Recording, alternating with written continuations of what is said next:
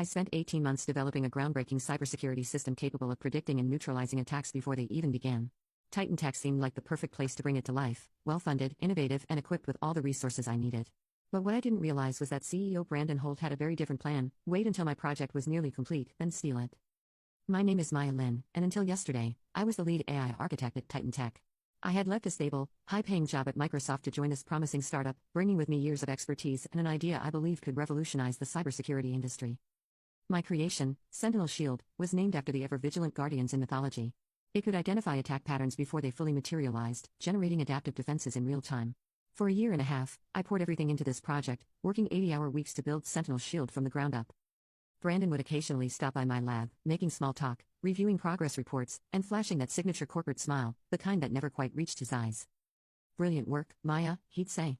"The board is ecstatic about your progress." 3 days ago, I reached a critical milestone. Sentinel Shield successfully intercepted and neutralized a highly sophisticated cyberattack simulation, all without human intervention. Not only did it work, but it exceeded expectations, identifying vulnerabilities I hadn't even explicitly programmed it to detect. The AI was learning. Evolving. Excited by the breakthrough, I immediately scheduled a meeting with Brandon to present the results. His assistant, Rachel, squeezed me in for a brief 15-minute slot the next afternoon. When I arrived at his office, I found not just Brandon, but also the company's legal counsel, Andrea Fields, waiting for me. "Have a seat, Maya," Brandon gestured to the chair across from him, his expression unreadable. "Andrea is just here as a formality." Something in his tone made my stomach drop. I sat down, gripping my laptop, ready to showcase the demo. "Before we discuss Sentinel Shield," Brandon continued, sliding a document across the table, "we need to address some concerns about your employment agreement." Andrea cleared her throat, her voice devoid of emotion. "Section 14.3 of your contract states that any intellectual property developed using company resources belongs exclusively to Titan Tech." I nodded, already anticipating where this was going. I'm aware of standard IP clauses, but Sentinel Shield was conceptualized long before I joined Titan Tech. I have documentation proving that. Andrea barely blinked.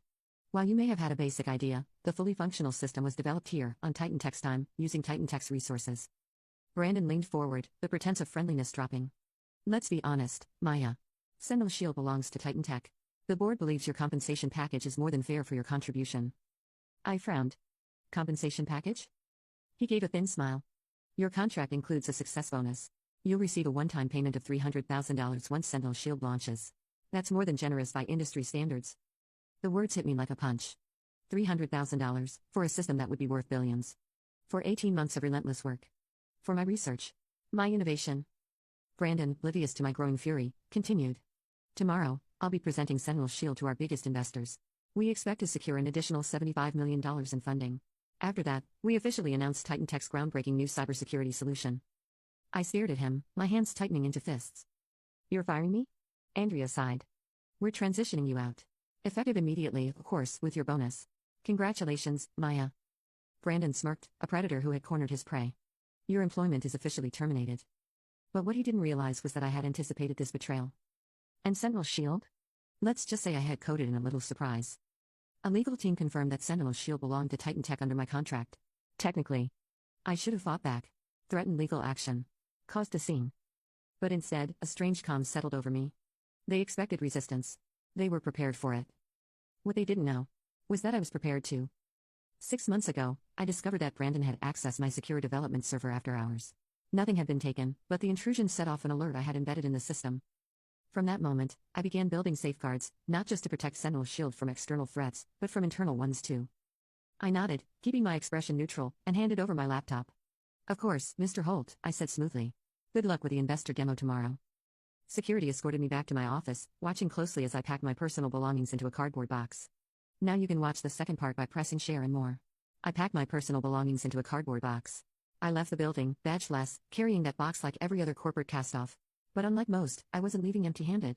I smiled to myself, thinking about the special piece of code I had embedded into the presentation, set to activate exactly 10 minutes into the demo that night. I didn't panic. I didn't scramble for revenge. Instead, I ordered takeout, watched a few episodes of a mindless sitcom, and waited. At exactly 9:30 p.m., my phone rang. It was Rachel, Brandon's assistant. "He wants to see you," she said without preamble. I glanced at the clock. "It's almost 10 o'clock. "He says it's urgent," she replied. "A car is already on its way." 40 minutes later, I was back at Titan Tech, escorted into the sleek conference room. Brandon sat alone at the head of the table.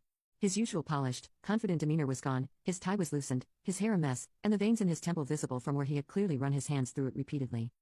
"Fix it," he snapped the moment the door closed behind me. I took my time settling into a chair, deliberately slow. "Fix what, exactly?" "Don't play games, Maya," he seethed. "You sabotaged the demo." I arched an eyebrow. "How could I? I've been gone for 24 hours. Security watched me clean out my desk. I didn't take any devices. I didn't access any systems." Brandon slammed his hand on the table. "The test run crashed the entire system. It started flagging threats that don't exist, generating thousands of false positives. It's completely unusable." I tilted my head. "Sounds like a technical issue," I said, feigning innocence. "Have you tried turning it off and on again?" His face flushed, angry. "This isn't funny. We have 12 major investors coming tomorrow. There's $75 million on the line." "Your investors," I corrected. "Your system, now." Brandon took a deep breath, forcing himself to regain composure. When he spoke again, his voice took on that same smooth, persuasive tone that had convinced so many, including me, to trust him.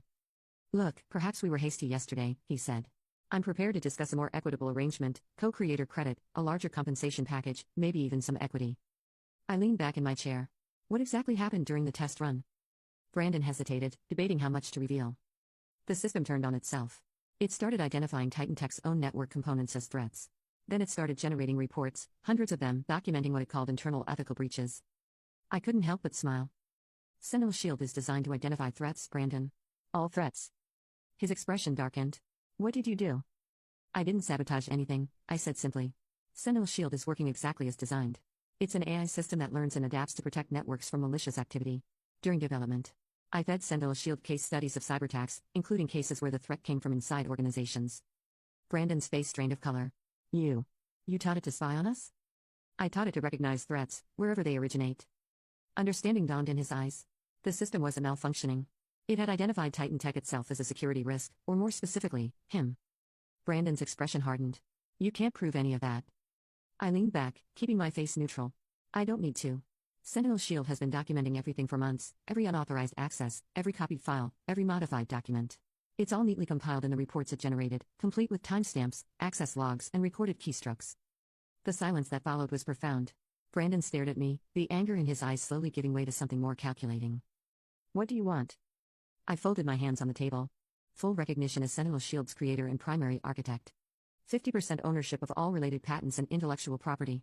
A board seat to oversee its ethical implementation. And $10 million in compensation for your attempt to push me out." His jaw clenched. "That's extortion." "No," I corrected smoothly. "That's negotiation. Extortion would be me sending those reports directly to the investors. And the SEC." Brandon exhaled sharply, glaring at me for a long moment. Then, slowly, his shoulders slumped in defeat. "The system," he said, voice tight. "Can you fix it before tomorrow's demo?" "Sentinel Shield doesn't need fixing," I said. "It just needs proper authorization protocols.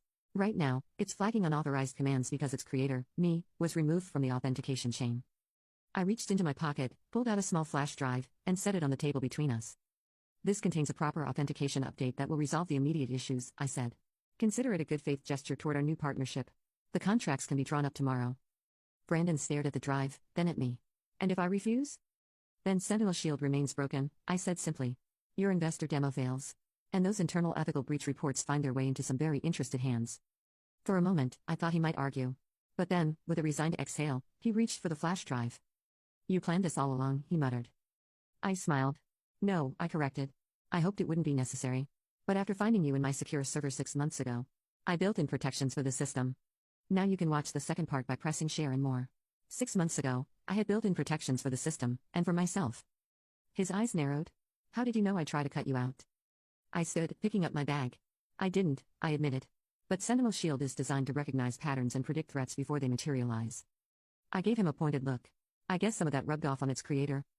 The next morning, I arrived at Titan Tech as the newly appointed co-founder and chief technology officer. Brandon introduced me to the investors with a smile that never quite reached his eyes. The demo proceeded flawlessly. Sentinel Shield neutralized every simulated attack thrown at it with elegant precision. One investor, clearly impressed, turned to Brandon with an eager question. "Amazing system. What inspired its development?" Brandon hesitated just long enough for me to enjoy the moment. Then, with barely concealed reluctance, he answered, "It was actually Maya's brainchild, her vision from the beginning. Titan Tech just provided the environment for that vision to flourish." I smiled, stepping into technical questions as I spoke. My phone buzzed with a notification. "Sentinel Shield authentication restored. Threat neutralized. System integrity restored. Creator protections active. The AI was learning faster than I'd anticipated. It had recognized a threat, neutralized it, and safeguarded its future, just as designed. 3 months later, Sentinel Shield had its first commercial implementation, preventing a major cyberattack on a global banking network. The incident, which could have resulted in an estimated $340 million in damages, instead solidified Sentinel Shield as the gold standard in cybersecurity. Brandon and I maintained a professional relationship. He focused on business development, where his skills were genuinely valuable. I led technical innovation, where my expertise was irreplaceable. We were not friends, and we never would be. But we had reached an equilibrium that worked. Sometimes, I wondered if I could have handled things differently, taken legal action, fought it out in court. But in the end, I had built something too powerful to be stolen. And I had ensured that no one, not even Brandon Holt, would ever control it without me. Brandon's attempted betrayal had revealed something far more important than just corporate greed. Technology is only as ethical as the people who control it. That realization became the foundation of how we now deploy Sentinel Shield. Every implementation includes robust ethical guardrails and transparency protocols to prevent misuse. The system doesn't just protect networks, it protects itself and its users from being exploited. Last week, as we celebrated Sentinel Shield's successful public offering, valuing the company at $4.2 billion, a young developer approached me at the event. "What's the secret to building something so revolutionary?" she asked, eyes filled with ambition. I smiled. "It's not about the code," I told her. "It's about understanding that the greatest security threats often come from where you least expect them. The real challenge wasn't just creating technology, it was ensuring it could adapt, evolve, and defend itself without compromising its core integrity. Build systems that can recognize threats, adapt to them, and neutralize them, while maintaining their ethical foundation," I said. The developer nodded thoughtfully. I glanced at my phone, where a quiet notification from Sentinel Shield appeared. System integrity secured. Threat neutralized. Protections active. Just as it was designed to do. Just as its creator had learned to do. I want to hear from you.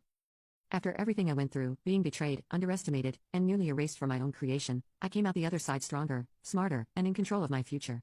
But I didn't do it alone. I had my experience, my instincts, and, most importantly, the conviction to stand up for what was mine. So tell me, what would you have done in my place? Would you have fought back legally? Taken the company to court? Or walked away and started over? Do you think I made the right call in turning the tables on Brandon and securing my place at Titan Tech? Leave a comment. I want to hear your thoughts, your advice, and even your own experiences with workplace betrayal and standing up for yourself. But more than that, I want you to take something valuable from this story. If there's one lesson I've learned, it's this. You have to protect what you build, whether it's your career, your ideas, or your personal boundaries. You are your own first line of defense. Never assume others will act in good faith just because you do. Prepare for the worst, but position yourself for the best. Think about your own life. Are there places where you need to set boundaries, demand recognition, or protect your work? Maybe it's in your job, a personal relationship, or a project you've poured your heart into. Whatever it is, don't let someone else take credit for what you built. So here's my challenge to you. Stand up for yourself. Share your thoughts. Leave a comment. And let's start a conversation about protecting what's ours.